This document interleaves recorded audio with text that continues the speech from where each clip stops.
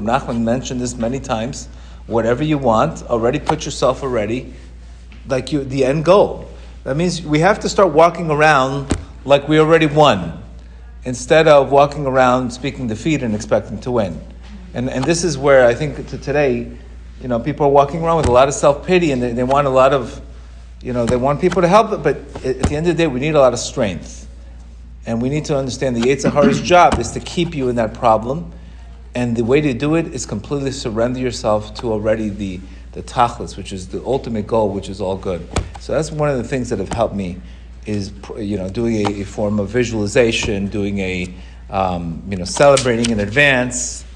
And once you become it, you already almost attract that situation. This is why the concept Rabbi Nachman says, joy is the solution, joy is the exit strategy. That means if I'm able to deal with a situation with joy, that will bring me the solution. And in order to have joy, to deal with the current circumstances, and be able to take it, have an emotion of joy before, that really, Rabbi Nachman says in lesson 25, that breaks open any kind of klipas, any kind of obstacles. So this is one of the things that I can't tell you enough about Rabbi Nachman. You don't have to be all the time overthinking things. You can just go to a place where you want to be. And I think that's super refreshing in today's days of control, worry, and exhaustion. The Torah speaks about adversaries, the different adversaries that the Jewish people encountered throughout the generations, and the worst adversary out of all is called Amalek. Amalek was a nation that the Torah defines as Reshit Goyim, the leader of all 70 nations, and we're taught that each one of the 70 nations has different negative elements inside of them. Amalek was a composite of all the negativity of all 70 nations put together, the ultimate in evil.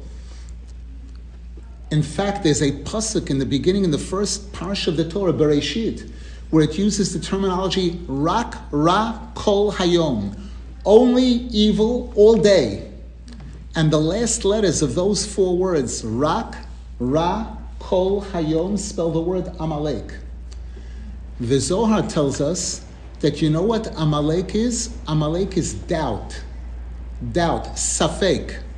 The word safek in Hebrew, if you add up the letters, 60 plus 80 plus 100 is 240. The word Amalek is 240.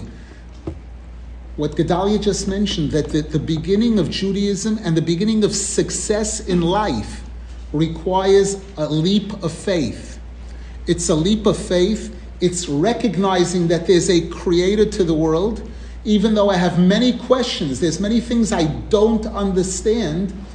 In the book, the Kuzari, it writes, if you would understand Hashem, you would be Hashem. In order for you to understand Hashem, you have to be Hashem. Right. The fact that there are things we don't understand makes perfect sense.